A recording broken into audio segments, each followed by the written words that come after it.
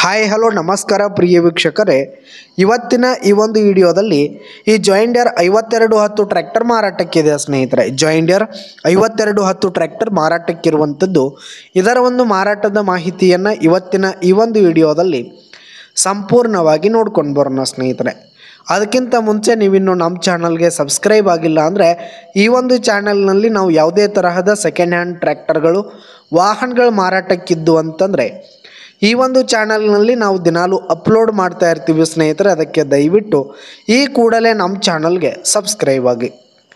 ಇನ್ನು ಈ ಒಂದು ಜಾಯಿಂಡಿಯರ್ ಟ್ರ್ಯಾಕ್ಟರ್ನ ಓನರ್ ನಂಬರನ್ನು ವಿಡಿಯೋ ಕೆಳಗಡೆ ಟೈಟಲ್ನಲ್ಲಿ ಕೊಟ್ಟಿರ್ತೀನಿ ಸ್ನೇಹಿತರೆ. ಈ ಒಂದು ಟ್ರ್ಯಾಕ್ಟರ್ ಬಂದು 2022ರ ಎಂಡ್ ಮಾಡಲ್ ಆಗಿದೆ ಸ್ನೇಹಿತರೆ. 2022 ಎಂಡ್ ಮಾಡಲ್ ಆಗಿದೆ.